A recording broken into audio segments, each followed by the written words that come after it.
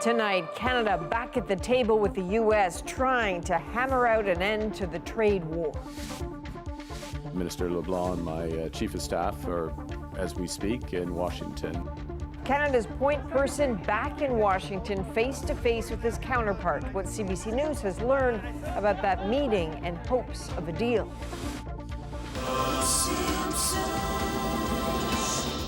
Simpsons fans in Quebec push to save their beloved version of the show. It's an American show, which is really, really Québécois. And she said yes.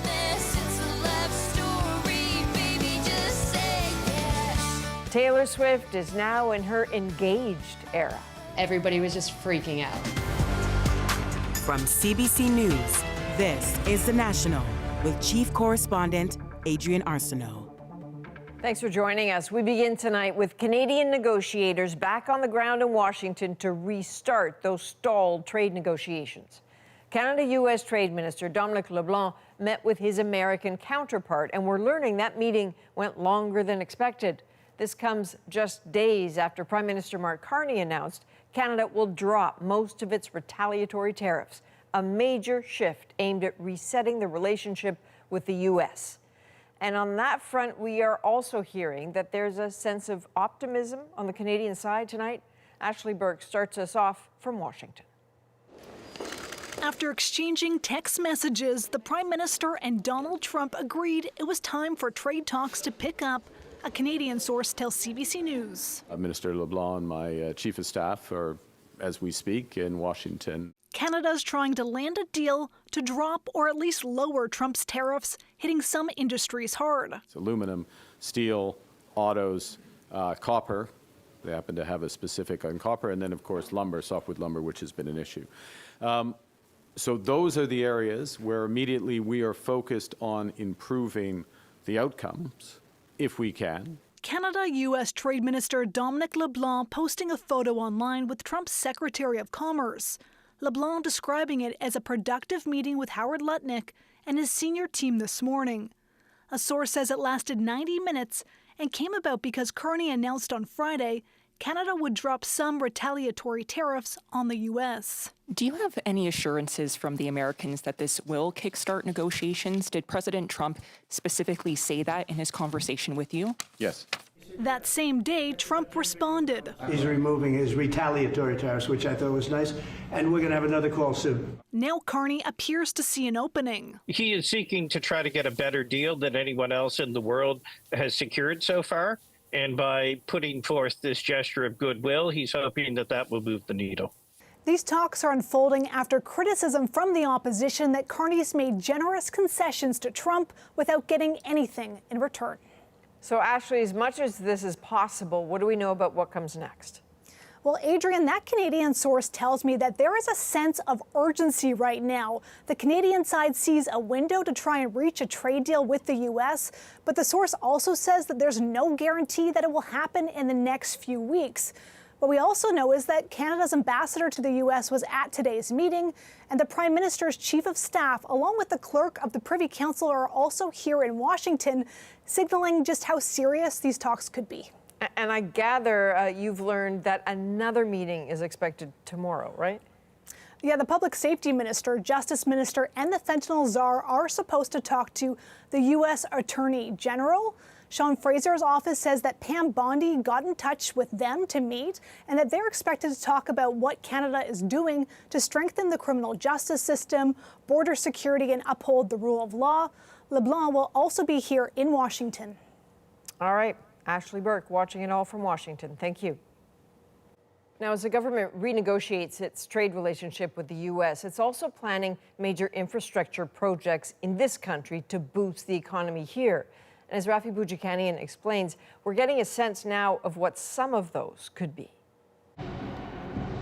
On his European tour, the Prime Minister offers a preview of major spending to come with an eye to opening up new markets. Our government is in the process of unleashing $500 billion of investment in energy infrastructure, port infrastructure. the closest Mark Carney has come yet to admitting which nation-building projects his government wants to prioritize. Expansions of the Port of Montreal, its operators say, would bring in $140 million per year, and of northern Manitoba's Port of Churchill to get liquefied natural gas to overseas markets. We have this amazing opportunity to build up an existing port, an existing asset, something that's already shipping critical minerals to international markets this year, but really to take it to the next level.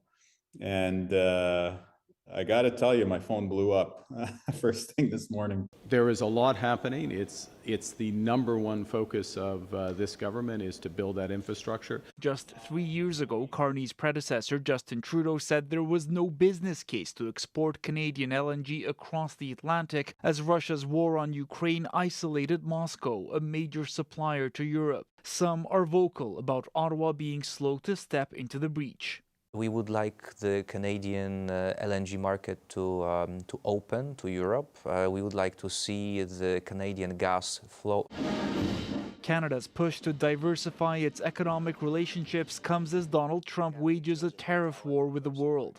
Donald Trump helped us get here. And let's be honest, we are imperiled a little bit with the loss of the American market and the tariff actions that are coming.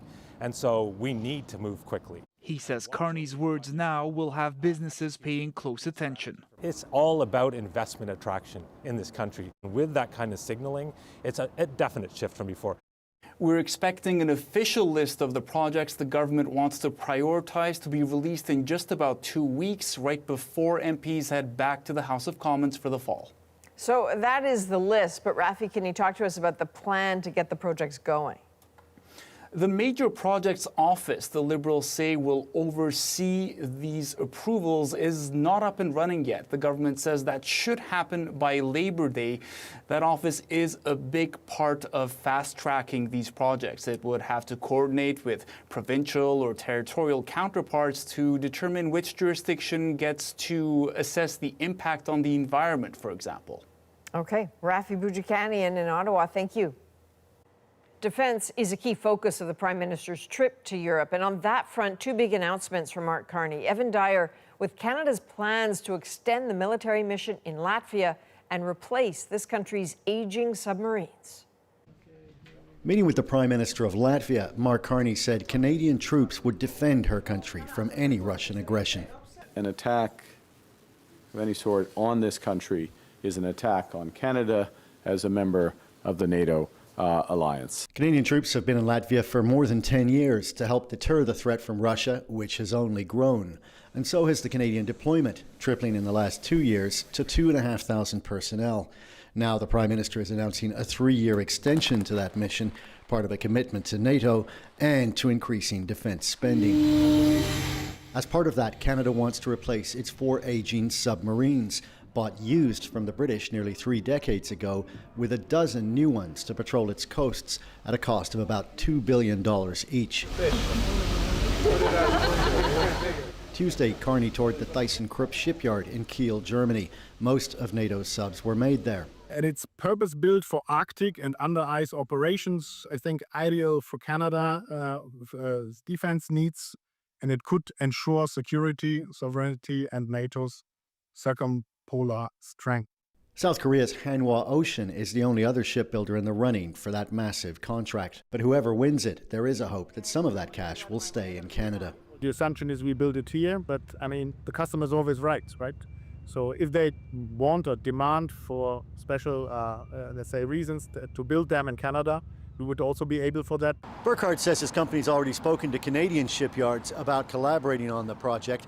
Canada wants a sped-up timeline on these subs, which could be based on both Atlantic and Pacific coasts. The Koreans have said they could deliver the first sub by the end of the decade, the German-Norwegian consortium a year or two after that. Evan Dyer, CBC News, Riga.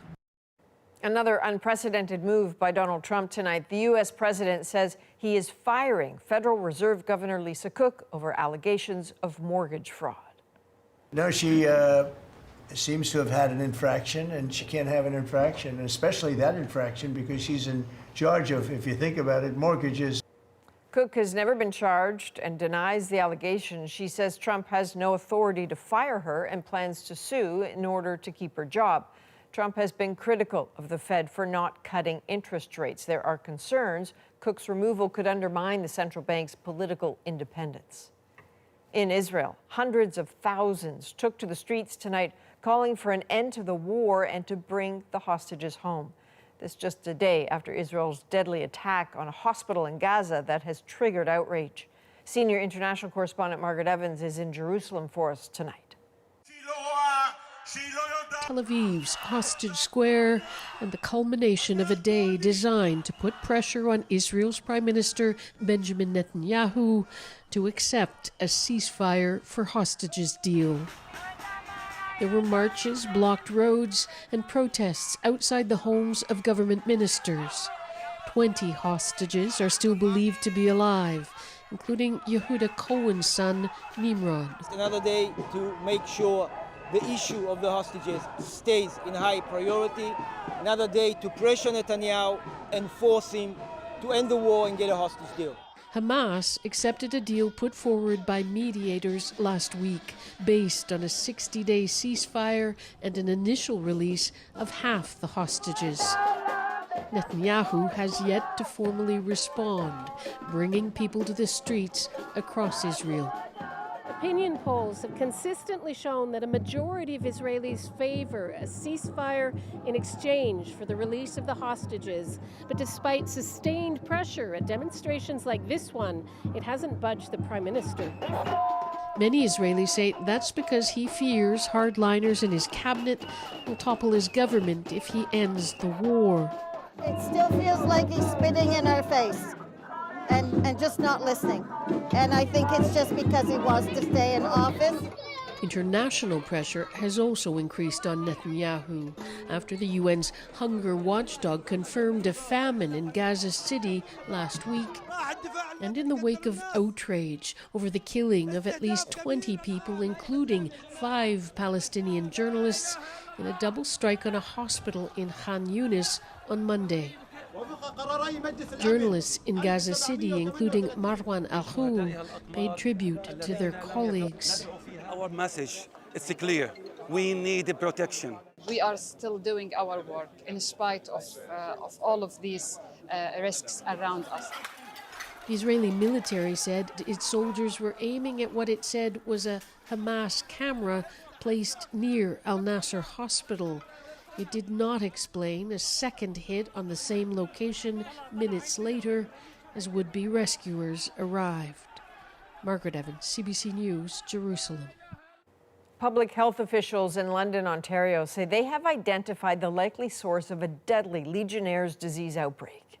All efforts are being taken by ourselves and the operator to remediate the system and to prevent ongoing transmission. They've linked the outbreak to this Safina Foods meat processing plant. 4 people have died, nearly 90 sent to hospital. The outbreak was declared over on August the 6th, but since then, there have been 25 new cases, so it has now been redeclared. The company says it is deeply concerned and will work to fully address the findings. There are also big concerns tonight in the U.S. about a flesh-eating parasite called the New World screwworm. This after a rare human case was confirmed in that country. Alison Northcott explains the risks for humans and animals. These are the preferred victims of the New World screwworm. The flesh-eating parasite typically feeds on livestock, but U.S. health officials say they've identified a rare human case, a patient in Maryland who recently traveled to El Salvador. It's about as bad as anything you can imagine. Being eaten alive by a maggot is what it is. A human case was also identified in Canada earlier this year, a patient in Toronto who had traveled to Costa Rica. Screwworm can eat through live tissue. It can lead to secondary infections, and it can even lead to death. While human cases may be disturbing, they're rare and treatable. Experts say it's much more common in livestock. The parasite is found mainly in Central and South America and the Caribbean. It was eradicated in the U.S. in the 1960s, but there are fears it's creeping back north. This can result in billions of dollars of losses a year. It could truly crush the cattle industry. For years, the flies were contained thanks to millions of sterile male flies released in affected areas to stop them from breeding. Now, U.S. officials plan to release up to 100 million more flies a week to stop the spread in Panama and Mexico. It has broken free. It's been a problem in some of the Caribbean islands again, and it's been a fear that it's just a matter of time before it reemerges as a problem in livestock in the United States and maybe even eventually in Canada. But Canada's Food Inspection Agency says the parasite can't survive Canada's cold winters. For ranchers in Texas, though, the risk feels too close. It's something that, it does worry me as a rancher.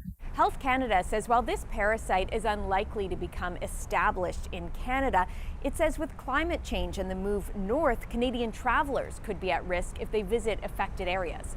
Alison Northcott, CBC News, Montreal. Officials in Nova Scotia say it remains too dangerous to fully assess the damage from a massive wildfire still burning out of control. More than 1,000 people are now under an evacuation order. You don't know if you're going to be gone for 2 weeks, 2 months, or longer, or we may not even have a home to go back to. Smoke from the Long Lake fire in Annapolis County is affecting air quality across a huge swath of the province, including Halifax. There is some good news. Officials now say a smaller fire burning near the city is fully extinguished. Tens of thousands of people have now signed a petition to save the Québécois version of The Simpsons. For decades, it's been dubbed especially for that audience. As Sarah Levitt tells us, while it is wildly popular with fans, it seems to be coming to an abrupt end. The Simpsons. It's a cultural juggernaut worldwide, and in Quebec, the hijinks of the Simpsons family are tailored to its audience in culture and language. For 35 years, a uniquely Quebec version of The Simpsons has been dubbed in Québécois French. That's now in jeopardy. If you watch the original Simpsons in English, you'll hear this. Hey, back off, man! Oh, okay, dude. I wouldn't want you to have a cow, man. But if you're watching the Québécois version, you'll get it in full joual, Quebec slang. Hey, ça va faire, man? Oh, OK, le smart. Tu vas pas nous chier notre bus, man. Corus Entertainment hasn't renewed its broadcasting rights and won't provide the Québécois dubbing anymore.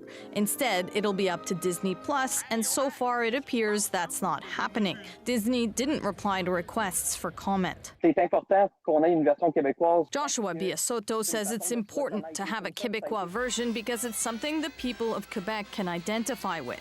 He's launched a petition that's already amassed more than 25,000 signatures. The show uses local references and name checks Quebec celebrities and politicians.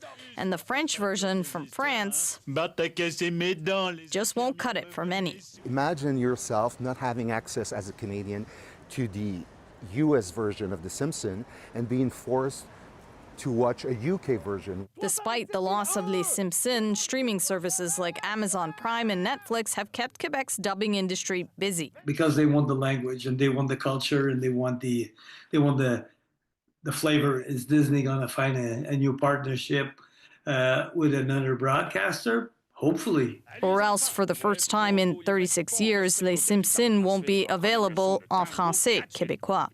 Sarah Levitt, CBC News, Montreal. Anticipation is already building after Taylor Swift announced her engagement to Travis Kelce. I was like, you're gonna have to pull over right now because of this news. Like, I don't want you to crash. How wedding plans could influence her next album. A Canadian company is looking to expand, all thanks to the U.S. trade war. After the tariff, we receive calls every day. And a close encounter with an apex predator.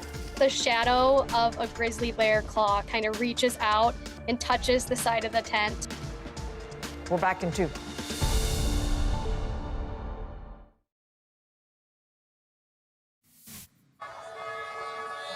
So what is that? That is a crucial test for the world's tallest bridge before it opens in China. 96 trucks were driven onto it to make sure it could handle the load and to gauge its stability. It passed the test, which is the final step before the bridge opens to the public in late September. Well, well, well. Taylor Swift has dropped yet another massive surprise for her fans, this time announcing she's going to marry Travis Kelce. Magda Gabricelasa now on the engagement and how it could shape her new music. Taylor Swift has taken her own advice, the pop icon saying yes to Travis Kelce. With this carousel of engagement photos, the pair broke the news on social media. In shock and shedding happy tears, Swifties are flipping out. And my one friend was driving and I was like, you're gonna have to pull over right now because of this news. Like, I don't want you to crash. Taylor Swift just got engaged.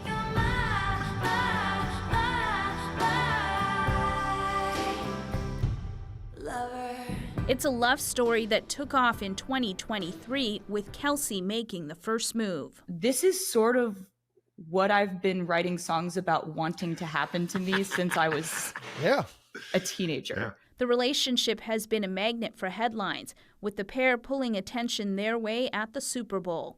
This month, Swift even appeared on the Kelce Brothers podcast to announce her new album. Famously known for writing about the highs and lows of all her relationships, this music critic expects Swift to keep that kind of music coming. In so many ways, forgetting the portrait of somebody who has grown up in front of their fans, and their music has reflected that journey. So it makes sense that a milestone like a marriage will really kind of add to that narrative. Her engagement has already proven to be big for business. This Ralph Lauren dress reportedly selling out within minutes of the news getting out. Those at this bridal boutique are counting on Swift having a sweeping effect on the wedding industry too. As soon as she comes out with something that becomes like the Taylor Swift dress or even the Taylor Swift engagement dress, or they see her bouquet, like I think it's going to affect every aspect of the industry for sure. While a wedding date remains a mystery for now, it's clear Swift's wildest dreams are coming true. Magda Gabricelasa, CBC News, Toronto. Canadian companies are looking local in an effort to fend off the U.S. trade war. We would have been left with passing those tariffs off to our customers. How that pivot is driving growth. Michael Kovrig shares his story after being held captive in China for more than 1,000 days. There's a dozen men in black, cameras on them, surrounding us. What the Canadian was forced to endure. The National breaks down the story shaping our world. Next.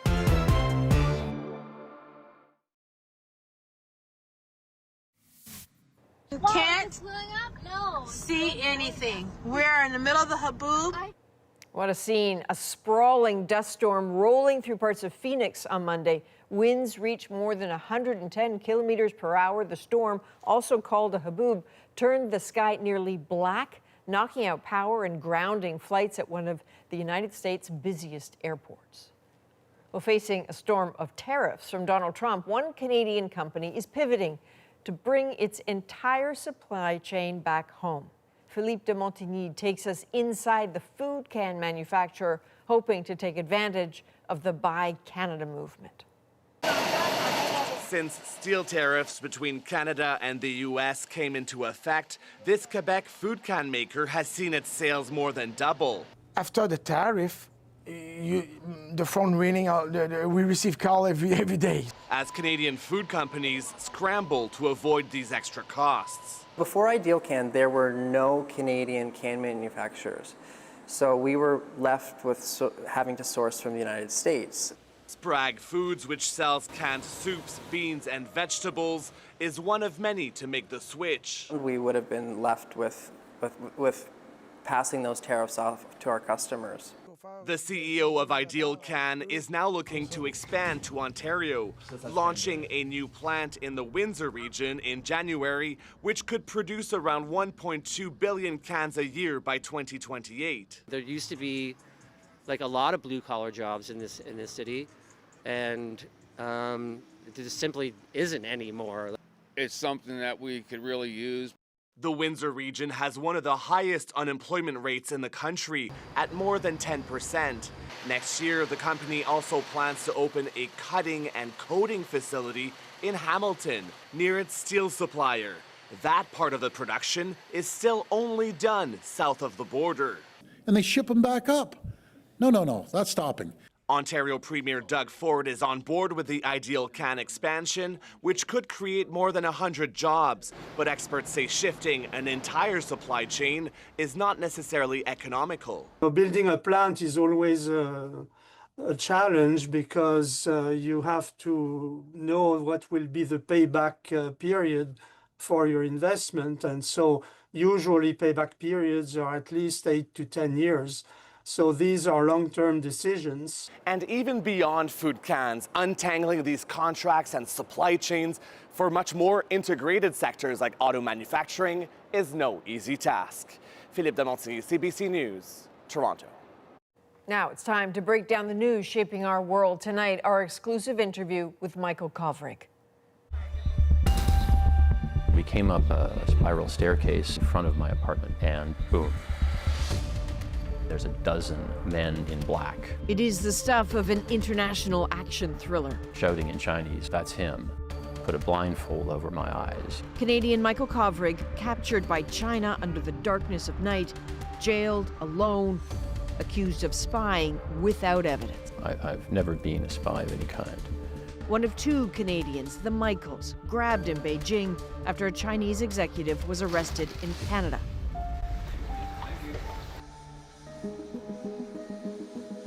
Three years after he came home, he told his story for the first time to CBC News. On the cruel days and nights and who he blames. The dark heart of it is the Communist Party. The suspicions he knows still linger about whether he was a spy.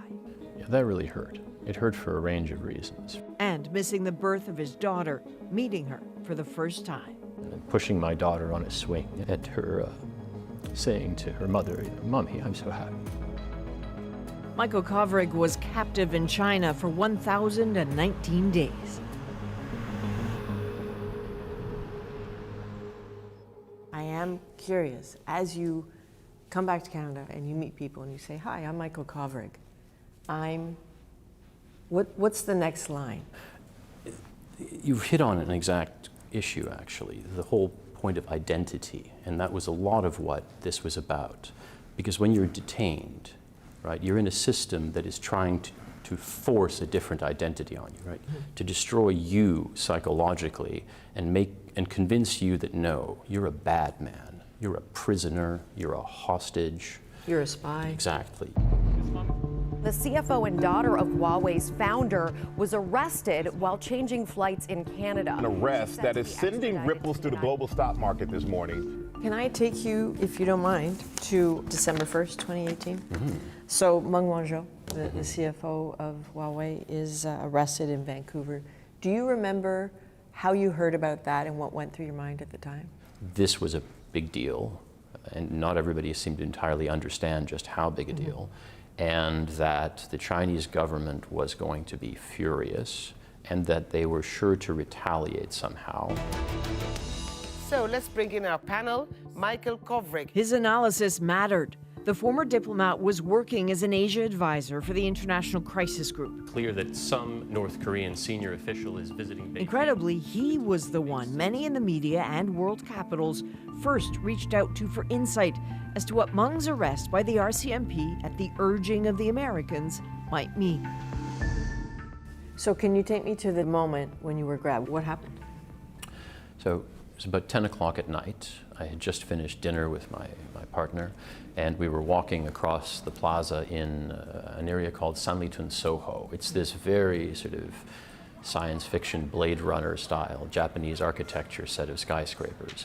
A hard place to explain, perhaps, so it helps that Michael Kovrig found this video online that almost exactly recreates their precise steps in that precise neighborhood that night. We came up a spiral staircase right in front of the plaza, in front of my apartment building. And boom, there's a dozen men in black, cameras on them, surrounding us, shouting in Chinese, that's him. They grabbed me. They grabbed my phone out of my hand so I couldn't make a call. They pinned my arms. They pulled my partner, who at the time was 6 months pregnant, away from me. They wouldn't let me get to her. And then they just started pushing me toward a black SUV, pushed me into the car, slapped handcuffs on me, and then put a blindfold over my eyes. My mind went very quiet, and just before they pushed me into the car, I looked back at my partner. We made eye contact for a split second, and I just tried to, I don't know, be safe, take care of yourself. I will get out of this one day, but I don't know when I'll ever see you again. Did you have any sense of where you were being taken? So I had a sense they were taking me somewhere in South Beijing. It took about 45 minutes, and then car slows, crunch of gravel, gate opening, lots of dogs barking, not a good sign. Up an elevator, into an office, sat me in a hard chair, pulled the blindfold off, and suddenly it's like staring at bright lights like we've got here. And sitting at a desk is an older Chinese man with thick glasses. At that point they said, you are under suspicion of endangering China's state security. You are going to be interrogated. And at that point, a chill went down my spine, and that was not a good moment. And then they took me out of that room, down the hall, blindfolded again, into what proved to be a padded cell. How long were you in that room? Nearly 6 months. Solitary confinement. That room was essentially my universe. Are you able to draw this? Yeah, sure. So let's see what we can do here. So you've got, let's say, bathroom here. There's your bed. A couple of armchairs here. I was never allowed to sit in them. You've got the bathroom here, door here, big thick door. And then outside here, you've got a hallway. And then here you've got the interrogation room. Interrogation room is not very complicated. You've got a chair that you sit in, a long kind of desk or counter on this side, and then you've got the interrogators sitting here.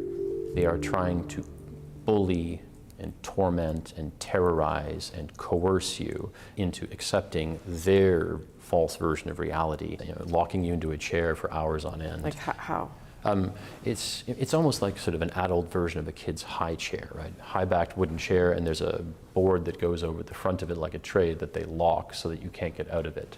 The first month I lost about 10 kilos because I wasn't being cooperative, and so they cut my food rations to 3 bowls of rice a day. And so I realized what I had to do was somehow find iron discipline and take back control of my own mind and my own time. So when I wasn't being interrogated, I would start the day by doing yoga. So I started doing regular exercise. You can do a mean plank, I understand. So after a few months, I clocked up to 12 minutes, and then I blew past it. By the end of the time that I was there, I got up to about half an hour of a plank. You talked about being moved, and when you were moved, you were with people then, suddenly. It wasn't solitary anymore. That was kind of like moving from hell to limbo.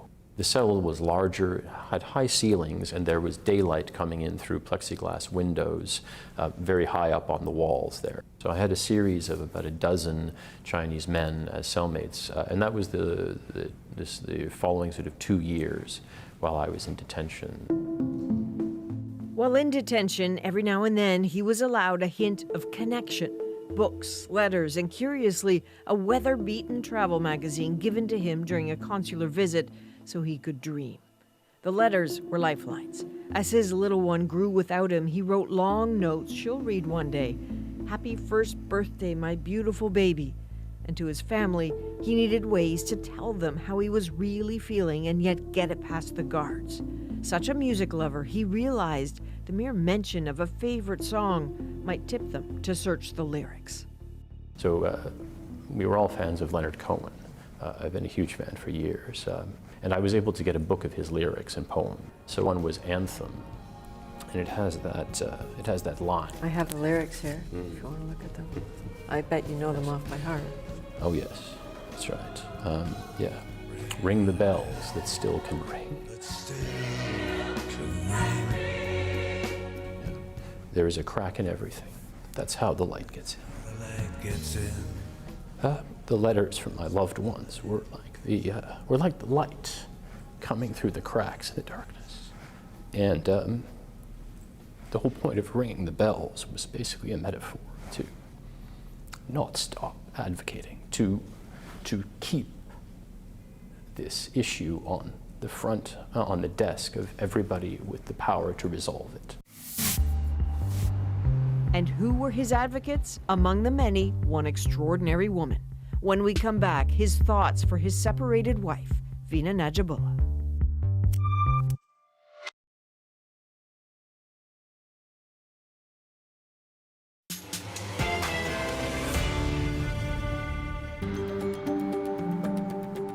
Perhaps Michael Kovrig's most vocal advocate, Vina Najibullah. If there was a political door to bang on, a document to find, a plea to be made, she did it. Stop saying we can't when, according to the law, we can. She's an international affairs and China expert, but most importantly to Michael, she was his best friend, his separated wife. At what point did you become aware of what she was doing? By the second consular meeting, I knew that she was involved, and that gave me a lot of hope. As she realized it was going to be a marathon, not a sprint, she threw herself into it. She put her entire career aside and focused on this nonstop, every day, for 1,000 days. And she did, frankly, a heroic work on that. I'm so grateful to her. I'm grateful to my current partner who helped at the beginning with that kind of advocacy, but then had to give birth to our child. And we agreed that her number one priority had to be protecting our daughter, and she did that. As Kovrig's detention wore on, Canadians started asking hard questions of their government. We will continue to do whatever we feel gives the best chance of bringing them home. What exactly was it doing? What more should Canada have done for you to get you out?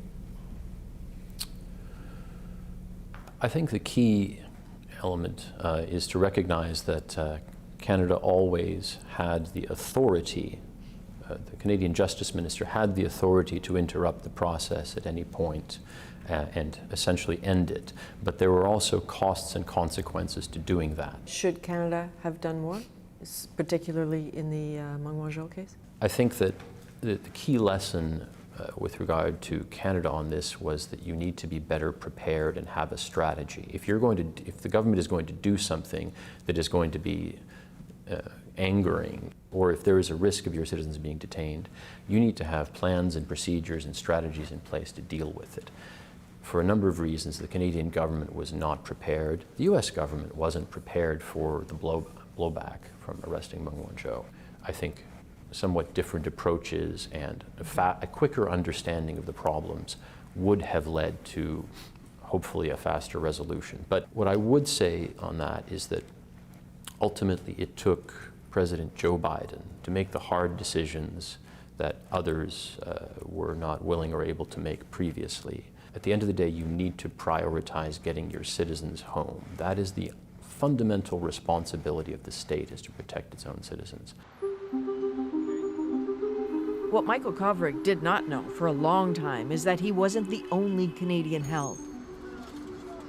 The same time he was grabbed, in the north of China, another Canadian was being plucked off the streets, Michael Spavor, a man with a lifelong fascination with North Korea, a guide who had met Kim Jong-un, who had arranged the infamous North Korea trip with NBA star Dennis Rodman. At what point did you learn that another Canadian had been taken, Michael Spavor had been taken? So nobody told me that he had been detained until maybe March 2019 or later, when they were interrogating me. They were pressing me on, who were the most useful and informative foreigners that you talked to about China? Who were the best analysts? And they were getting increasingly frustrated. And finally, they're like, what about Michael Spavor? And I just looked at him like he had two heads, because to me this was absurd. Well, why absurd? Because Michael Spavor was a tour guide, essentially. He was running a travel agency that specialized in taking tourists into North Korea. He didn't speak Chinese. He was not someone that it would even have occurred to me would have sort of expert insights on China. You'd met him? Yes. And you'd spoken with him? Mm-hmm. Yeah, sure. I knew him. I hadn't seen him in a long time at that point. He knew many of the diplomats at the Canadian embassy. And so they were suggesting that you had spoken with him, got information from him, and then shared it. They had absolutely no evidence of that, and in the actual interrogation, they fairly quickly moved on from that, deciding that there wasn't any there. And then when I was put on trial, there was no further discussion of him. So they brought him up early on in the interrogation, but then dropped it because they decided there was no there. Things have been moving very, very quickly indeed. And what happens now to Michael Spavor and Michael Kovrig? We're following major breaking news tonight. Michael Spavor and Michael Kovrig have been released from China. In Toronto, a moment Canadians may hold dear, a hug. A 30-second-long hug with tireless advocate Veena Najibullah. Away from the cameras, a most treasured experience, meeting his little girl for the first time. She was 2.5 years old. What was that little human like to you when you saw her? It's the most fantastically heartwarming feeling you can imagine. And she's bright, super extroverted, super friendly, much more socially adept than I am, frankly. Where did she get that from? Good question. Not from me. I was in solitary confinement when she was born. I couldn't be there. But fortunately, her mother had done a great job of preparing her for who Daddy was. And so she knew me immediately, playing, she would play recordings of my voice. So she immediately knew I was Daddy. I remember one scene where I was pushing her on a swing. This was the Sunday where we were walking around in the sunshine. And everything looked extraordinarily beautiful to me. I was looking at trees, I was looking at flowers, and I'll never forget that sense of wonder, of everything being new and wonderful again, and pushing my daughter on a swing, and her saying to her mother, "Mommy, I'm so happy." Hey. After their return, both Michaels largely disappeared from public conversation until reports that Michael Spavor alleged Michael Kovrig was perhaps to blame for his detention. There was a threat to sue. It was never carried out. But this reignited questions about what Kovrig was doing in China. What started happening is that a lot of people started saying, well, I guess he was a spy. I guess Michael Kovrig was a spy. That kind of got embedded for people again. Yeah, that really hurt. It hurt for a range of reasons. First of all, it's not true. I've never been a spy of any kind. I was a foreign service officer, a diplomat. Before that, I was a journalist years earlier. I was a researcher. The kind of work I do requires complete transparency and it requires trust. Frankly, I was disappointed at how quickly so many people were ready to believe a narrative that was based on zero evidence. The original story is the true story. It's not that complicated. He may be free, but there's no ending yet, and dealing with what felt like the randomness of what happened still lurks for him. They wanted hostages, and they wanted to grab somebody, and if I hadn't been there, it would have been someone else. So one small comfort I take away from that actually is that probably I spared somebody else from that ordeal by going through it myself. Thank you, Michael. Thanks, Adrian.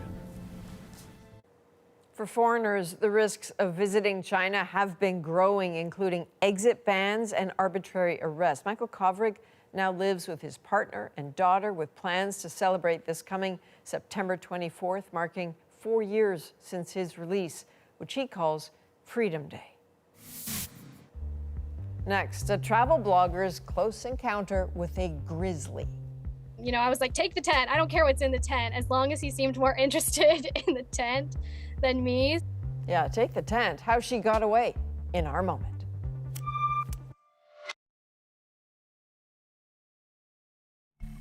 So what's this mess? Well, you're looking at the aftermath of a travel blogger's encounter with a grizzly at BC's Assiniboine Provincial Park.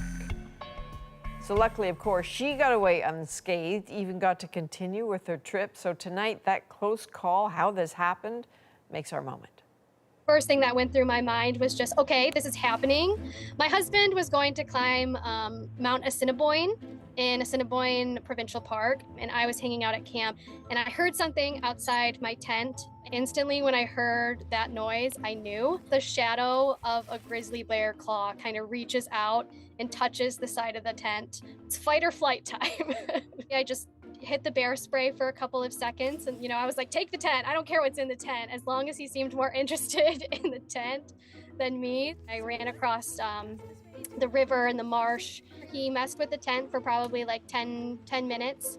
And then I waited until I could hear him in the woods across the valley for a while after that encounter. Eventually, it was far enough away for me to feel comfortable to go back and retrieve my things and then get the heck out of there. Sleeping pad, pillows were all ripped.